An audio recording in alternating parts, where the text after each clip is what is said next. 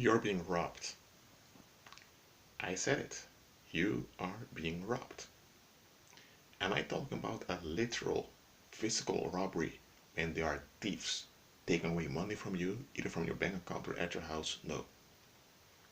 I'm talking about things from the spiritual perspective. Many of you are being robbed. I say many, I did not say all. Why do I dare to say many of you are being robbed? Because most people never look at the bigger picture. They don't. When they notice something that and they can't understand it, they either tend to avoid it or to stigmatize it, or better, people get offended when they encounter things they can't process. For example, if you have a child that uses the F word, people say, "Oh, he uses the F word. Didn't nobody raise that child?" Oh, now everyone is so distracted because the child used the F word. No, I'm not saying a child should be using the F word. I'm not saying that.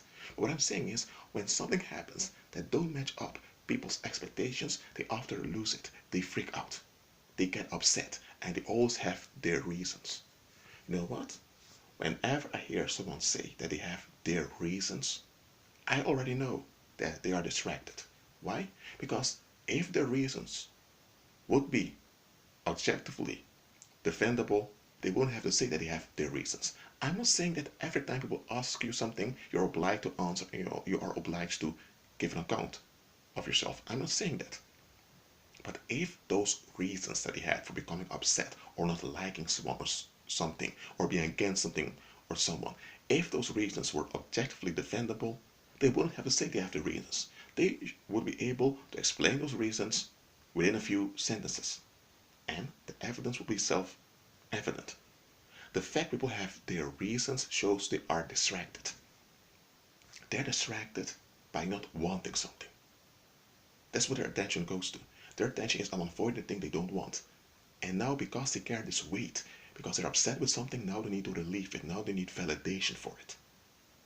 And while they are upset with that, they don't notice other things that are happening. Okay, let's say you are in a shop. Okay, now I'm going to an illustration. And there is a mother over there that appears to be a single mom, Afro-American with two children, and the children are swearing and cussing. People think, oh, what's happening? Okay, let's say I walk into the store. I see the children screaming, cussing, and all of it, and the mother beginning to shout. And a lot of people are annoyed. And some people are saying, shut up! People are getting upset. They just want to be left alone. It's lunchtime. So I walk into the cafeteria or cafe, or whatever you want to call it. I look around. And I can see that there is someone at the table over there near the window that they look a bit weird. They're noting something. And I also see that there's another individual nearby that keeps walking, keeps doing like this. He's very vigilant. So I instantly notice, hold on a minute, something ain't right over there. So I go to, when it's my turn, I order what I want, and I tell the individual behind the bar, is your manager around? Then he say, yeah, okay, call him for me. When I'm drinking my tea, and the manager asks me, what can I do for you? I tell him, sir, those two customers over there, I describe them, they looked a bit weird.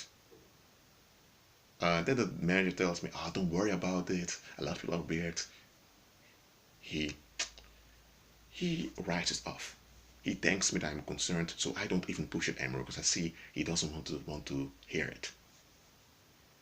Then later, I say a week or two on television, there are people that are wanted in connection to a murder, a homicide, and then they show the pictures of those people. The pictures were taken by a security camera somewhere in the city center.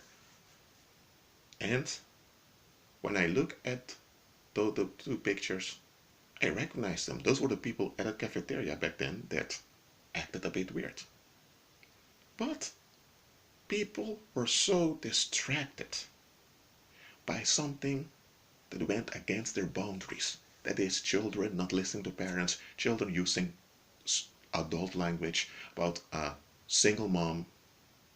That's also upsetting to some people, a single mom screaming against their children. So there were a lot of violations of people's expectations that people were distracted by. They didn't notice something that was just around the corner.